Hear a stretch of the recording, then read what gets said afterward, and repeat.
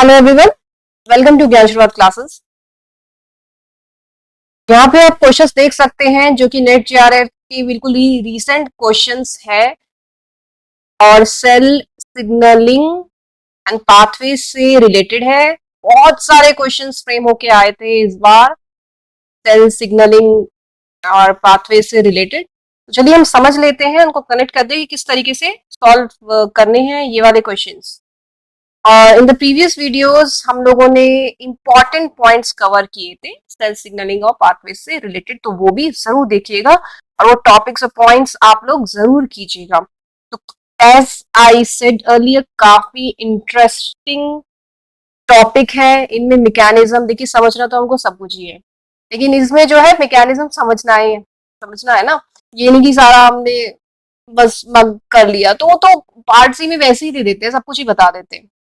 तो मैकेनिज्म समझना है और हमको कॉरिलेट करना है, उसको अप्लाई करना है और इस तरीके के क्वेश्चंस सॉल्व करने हैं। और बहुत ही बढ़िया टॉपिक है।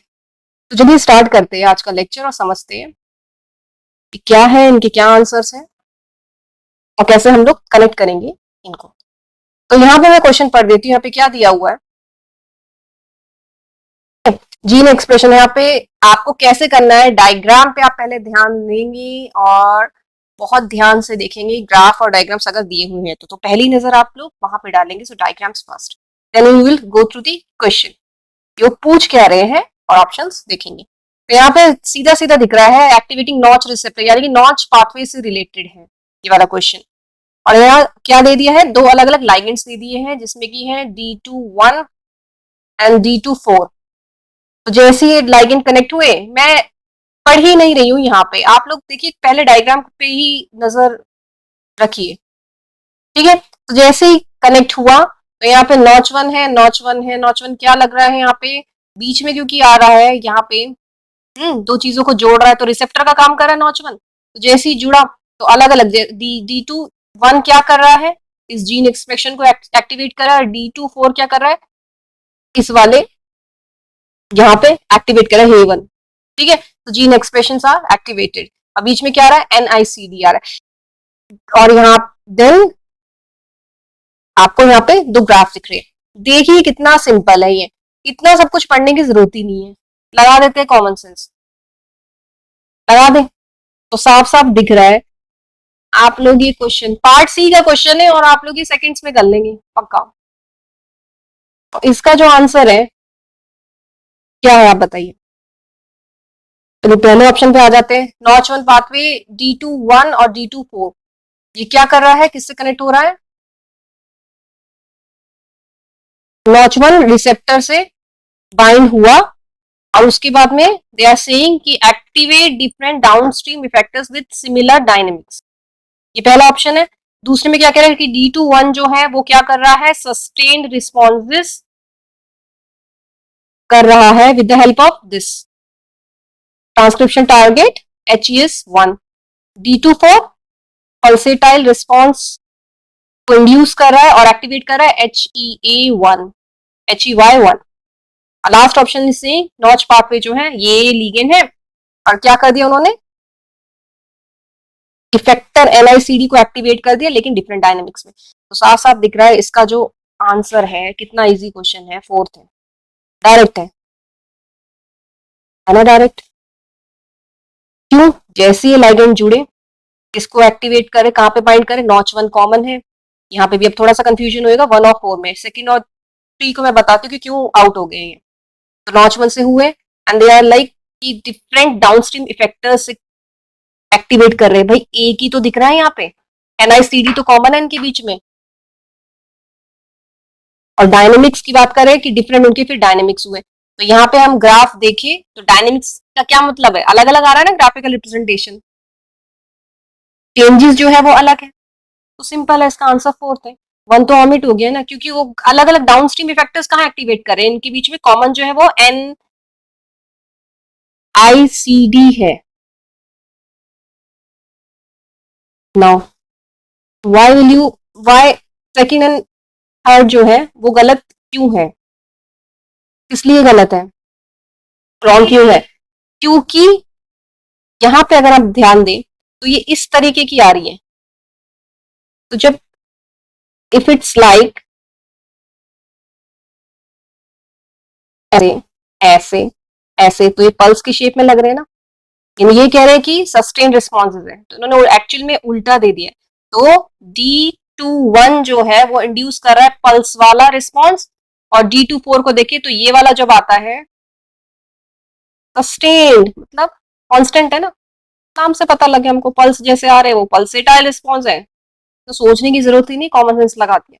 और ऐसे वाला आ रहा है कांस्टेंट आ रहा है तो सस्टेन्ड रिस्पॉन्स है। इतना इजी क्वेश्चन है, पार्ट सी क्वेश्चन है। बताइए, आपको नॉच पाथवे को जरूरत ही नहीं थी सोचने की।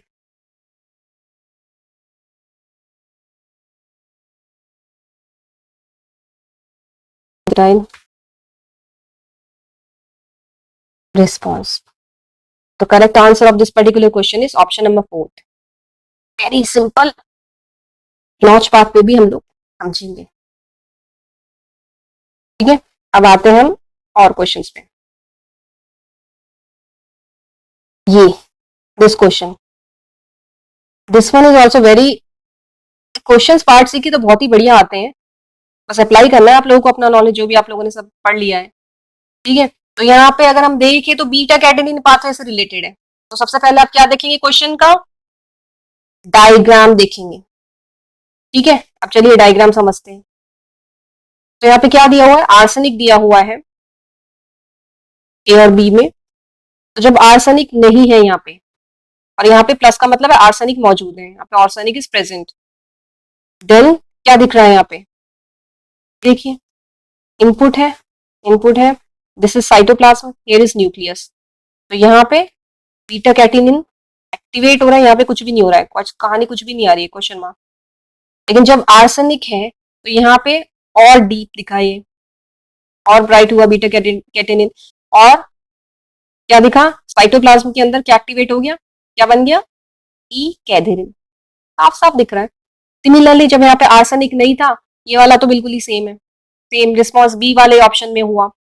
जैसे आर्सेनिक आया तो बीटा कैटेनिन कहाँ पे हुआ, न्यूक्लियस के अंदर दिख रहा है यहाँ पे, और वहां पे फिर क्या एक्टिवेट हो गया, TCF4 एक्टिवेट हो गया।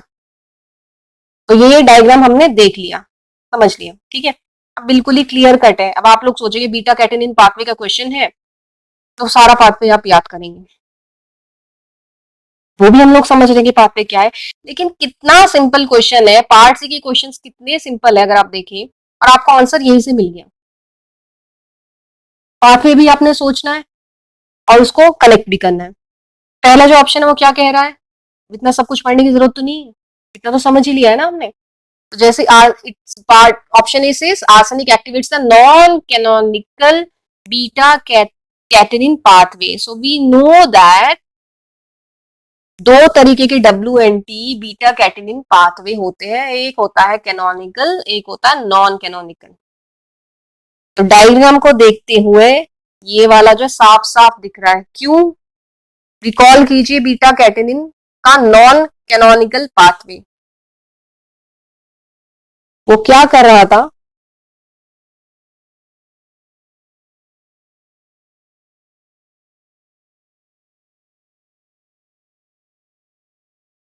इट वॉज रिस्पॉन्सिबल फॉर फाइटोस्केलेटल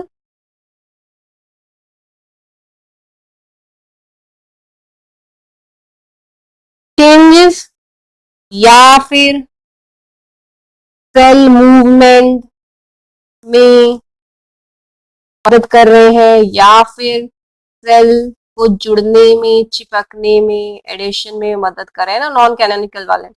और कैनोनिकल वाले WNT बीटा कैटेनिन पाथवे क्या कर रहे थे, रिकॉल अगेन। तो कैसे, कहाँ पे है ये, हमको कहाँ पे दिख रहा है, क्या चीजें दिख रही है यहाँ पे, TCF4 E cadherin, no, what is E cadherin, पहले एडिशन से हम लोग इसको कनेक्ट कर सकते हैं। तो क्योंकि चेंजेस आ रहे, जैसे ही आर्सेनिक प्रेजेंट हुआ तो ये जो एक्टिवेट हो गया बीटा कैटेनिन दिख रहा है, और फिर न्यूक्लियस में और साइटोप्लाज्म में, यहाँ पे साइटोप्लाज्म में क्या दिखा, क्या एक्सप्रेस हो गया, ई कैथेरिन। तो it means first option is correct. This is correct no. Next, arsenic leads to cellular proliferation. सही है ना ये भी, क्योंकि ये वाला जो है नॉन कैनोनिकल पाथवे एक्टिवेट हो गया है, TCF4 एक्टिवेट हो गया है, एक्सप्रेस हो रहा है यहाँ पे, ई कैडेनिन एक्सप्रेस हो रहा है, तो क्या हो रहा है, सेल में चेंजेस भी आ रहे हैं, सेल्स जो है मल्टीप्लाई कर रही है. तो बी ऑप्शन भी हमारा सही है. Leads to proteasomal degradation of beta catenin. अगर बीटा कैटेनिन डिग्रेड हो गया, हमको याद है, जो कि कब होता है, जब WNT प्रेजेंट नहीं होता है, तो फिर तो जीन एक्सप्रेशन ही नहीं होता है. रिकॉल, अभी मैं पाथवे बना के भी दिखाऊंगी आपको ताकि आप उसको कॉरिलेट कर ले. तो सी इज रॉन्ग. डी क्या कह रहा है, arsenic induces apoptosis in the हेले सेल्स. एपोप्टोसिस, सेल डेथ कर रहा है आर्सेनिक. बीटा कैटेनिन एक्टिवेट हो रहा है, तो कैंसर से कनेक्ट करेंगे, सेल डेथ से कनेक्ट करेंगे हम लोग. सेल डेथ से तो लेना देना नहीं है ना, क्योंकि लगातार एक्सप्रेशन होएगा, लगातार एक्सप्रेस होएगी, तो क्या होगा, ट्रांसक्रिप्शन लगातार होगा, जीन एक्सप्रेशन लगातार होगा, तो कैंसर से कनेक्ट कर सकते हैं. तो डी ऑप्शन भी गलत है, तो इसका आंसर है ए और B. A option is correct. तो चलिए अब हम थोड़ा सा समझ लेते हैं कि WNT पाथवे बीटा कैटेनिन